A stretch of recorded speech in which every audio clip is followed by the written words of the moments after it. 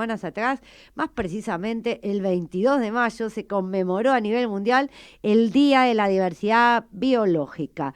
La fecha fue establecida por la Asamblea General de las Naciones Unidas para informar y concientizar a la población y a los estados, como hace siempre en las Naciones Unidas, sobre las cuestiones relativas a la biodiversidad. Y para hablar sobre este tema y algunos conexos, tenemos a un invitado especial, se llama Lucas Garibaldi.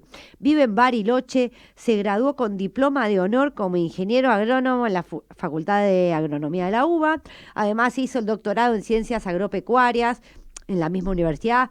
Es director del Instituto de Investigaciones en Recursos Naturales, Agroecología y Desarrollo Rural. Además es investigador principal del CONICET. Recibió varios premios, entre ellos el Golden Bee Award 2021, el premio Bernardo Husey, el galardón de la Academia Nacional de Ciencias Exactas, Físicas y Naturales, entre muchas otras distinciones. A Lucas lo motiva la investigación para promover la biodiversidad, la producción de alimentos saludables y el bienestar físico, mental y social. Sus estudios tratan sobre biodiversidad, agroecología, polinización y las contribuciones de la naturaleza al bienestar humano. Bienvenido, Lucas, al programa. Hola, muchas gracias por llamarme.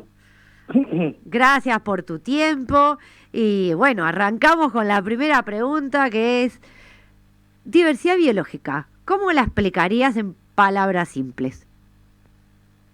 Y son las distintas especies de plantas y animales y de los, en general, de los organismos vivos.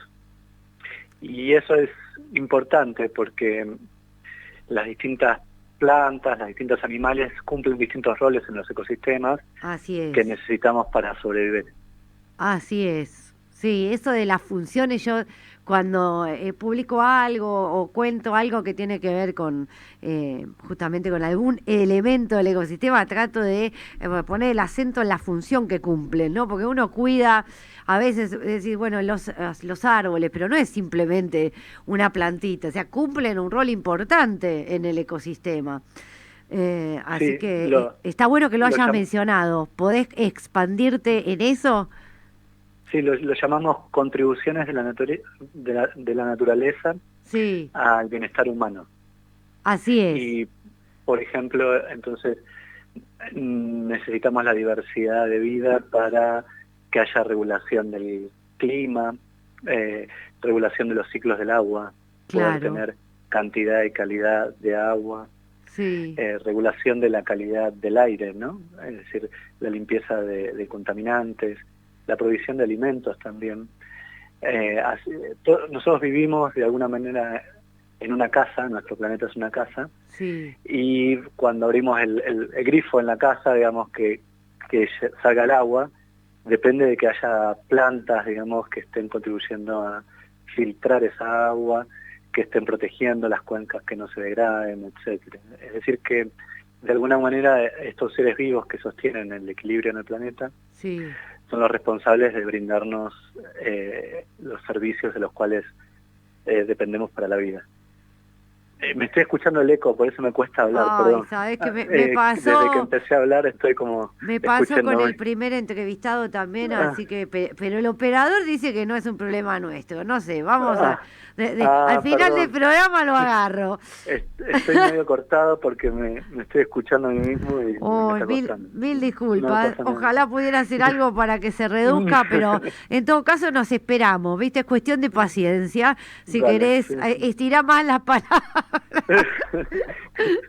Bueno, básicamente quería elegir un elemento en particular de la naturaleza que tiene una importancia impresionante en el ecosistema y que nosotros a veces no tenemos tan presente y que tiene que ver con tus estudios, tal vez tus pasiones, que son los insectos polinizadores. ¿Cuál es la importancia en el ecosistema? Los insectos polinizadores se relacionan con nuestra calidad de vida en varios aspectos. A ver, Uno, por ejemplo, es la alimentación. sí, Los polinizadores visitan las flores de las plantas y al moverse de una flor a otra transportan polen y contribuyen con la reproducción. Es decir, que tenemos más semillas y frutos que en definitiva son los que después comemos. La otra cuestión es medicinas. los polinizadores en general y muchas abejas, por ejemplo, producen miel, propóleo, otros productos que los utilizamos directamente como medicinas y mejoran nuestro bienestar. Sí. Y también los polinizadores polinizan aproximadamente 28.000 especies de plantas medicinales. Mirá O sea, vos. es un rol crítico también. Sí. El tercero para nuestra salud mental. Es decir, en mantener espacios que llamamos bioculturales o espacios naturales o seminaturales, donde podemos esparcirnos, conectarnos con la naturaleza, y esos espacios están porque las plantas se pueden reproducir en parte gracias a los polinizadores. Y el cuarto aspecto es la calidad del ambiente.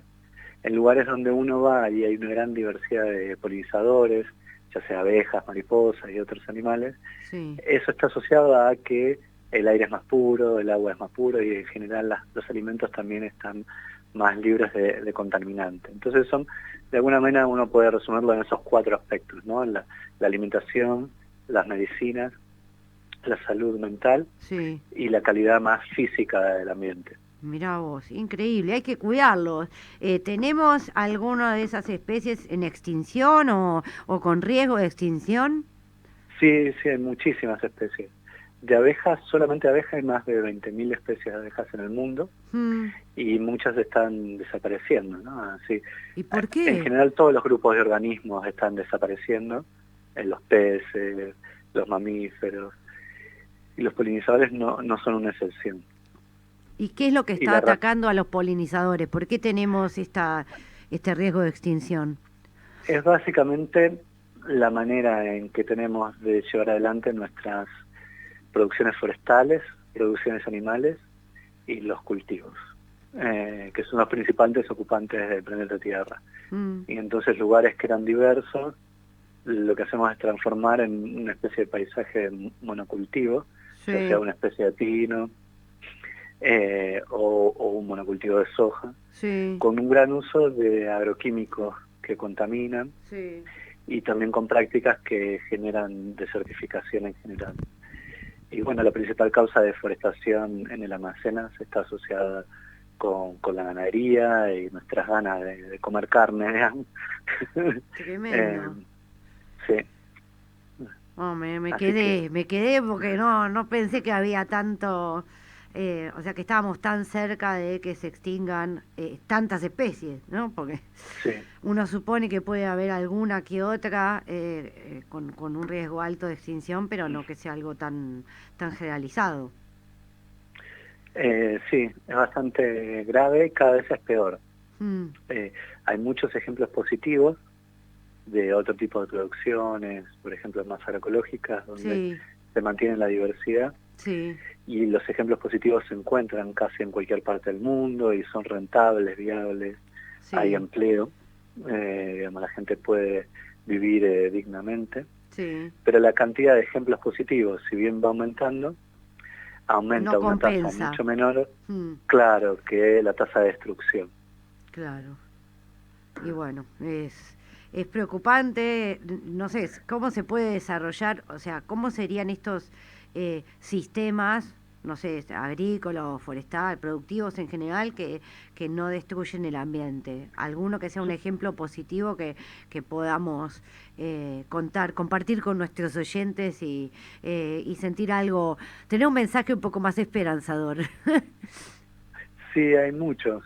Son sistemas que producen basados en la diversidad de vida. Hoy en día, Sí, digamos, los sistemas de producción dominante, más productividad está basada en destruir la diversidad. claro. Pero hay otras formas de producir que se basan en la diversidad. Es decir, por ejemplo, en vez de los nutrientes, proveerlos a través de un fertilizante que contamina, genera cambio climático, etcétera, Mm, se proveen los nutrientes de las plantas promoviendo la diversidad de bichos del suelo y cuidando el suelo. Y generando, por ejemplo, más aportes de materia orgánica a través de lo que se llama cultivo de servicios, más rotaciones, más coberturas permanentes. Hay muchas técnicas que funcionan. sí. ¿Y eso no se hace en nuestro país o no se hace tanto por desconocimiento, por desinterés? ¿A qué se lo atribuís? Eh, un poco de todo. Un cóctel. Sí, hay barreras técnicas Sí. que a veces mucha gente adhiere con los grandes principios, Mm, pero después no sabe cómo llevarlo a la práctica en concreto, ¿no? Cuánta diversidad, cómo, etcétera. Y son transiciones que se requieren una planificación a mediano o largo plazo. Y después también hay cuestiones de mercado y las cosas que se priorizan. A veces uno alquila un campo o la gente en campos alquilados priorizan solamente como una rentabilidad de corto plazo. Y después, si el campo se degrada, se alquilará otro. claro. Eh, entonces hay cuestiones también sociales, de mercado, cómo está estructurado los sistemas de producción.